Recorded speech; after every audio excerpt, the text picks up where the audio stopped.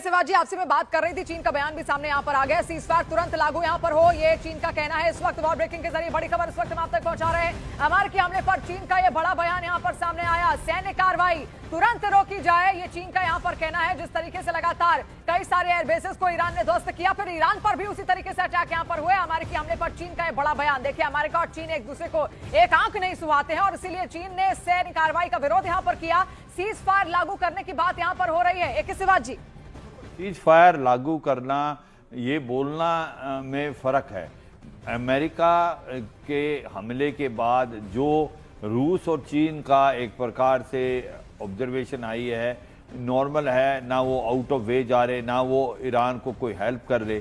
तो सच्चाई ये है कि अगर आप ये देखें कि ईरान के साथ आज कोई नहीं खड़ा और रूस और चीन जो हैं उन्होंने वेपन दिए हैं, इंटेलिजेंस भी दिया है चीन ने, मगर ये लड़ाई से पहले दिया है। तो अब जो अकेला है ईरान, ना उसको कोई मुस्लिम वर्ल्ड से सपोर्ट, ये जो भी इराक में हो रहा है वो शिया पॉपुलेशन है, क्योंकि शिया पॉपुलेशन के लिए अयातुल्लाह अल खमैनी एक सुप्रीम लीडर थे, एक रिलीजियस लीडर थे। इसके अलावा और कहीं भी ऐसा नहीं।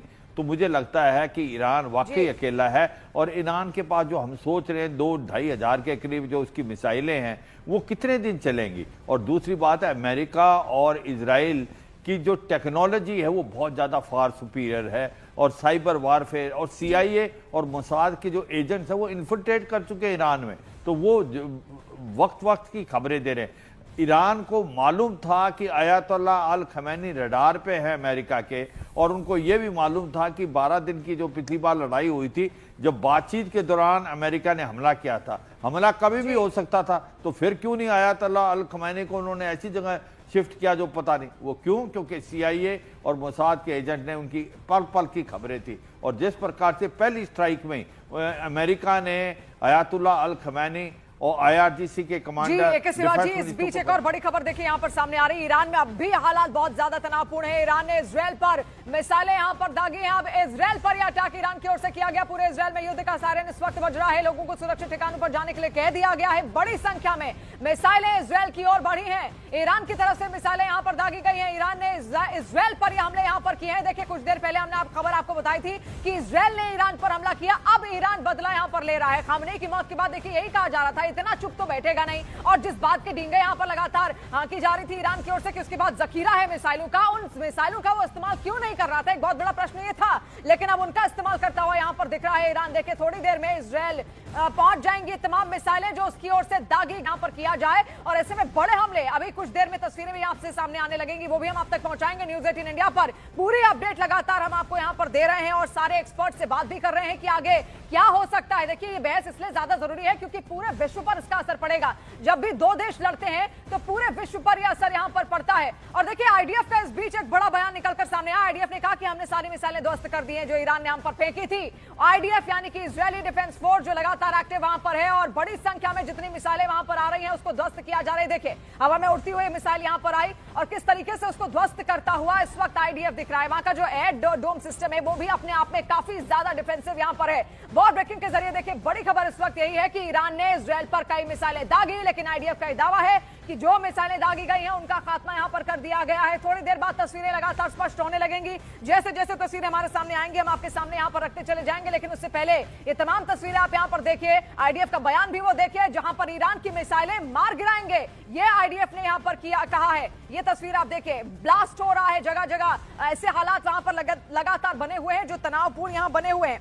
अशोक सज्जनहार जी भी लगातार हमारे साथ मौजूद हैं। अशोक जी, आपसे समझना चाहूंगी क्योंकि देखिए, ज्यादा लंबा तो नहीं लग रहा है कि ये युद्ध अब चलता हुआ यहां पर दिखेगा। ईरान अब तक बहुत सारी मिसाइलें उसके पास रखी हैं, अब भी उसने उन मिसाइलों का प्रयोग किया नहीं है जिससे बहुत बड़ी तबाही वो यहां पर इजरायल को दे पाए, और देगा भी कैसे? उसका तो आयरन डोम सिस्टम पहले ही बहुत ज्यादा मजबूत है और अमेरिका का बैकअप भी है।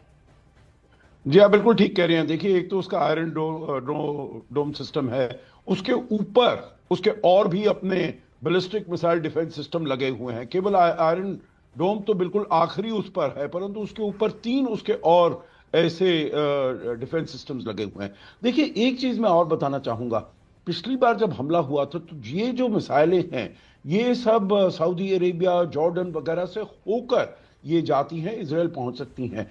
और तब ये वाले देशों ने भी कहा था हम जी अपनी अशोक जी, सुरक्षा आपको करने यहाँ के पर लिए। रुकना चाहूंगी। एक और तस्वीर यहाँ से सामने आई है, देखिए ईरान में ये तस्वीर है जहां पर लोग काले झंडे लगाते हुए यहाँ पर दिख रहे हैं। आप देखिए काले झंडे लगाते हुए यहाँ पर देखे जा रहे हैं, लोग रो रहे हैं, बिलख रहे हैं, उनकी कई सारी तस्वीरें लगातार हम आप तक पहुंचा रहे हैं।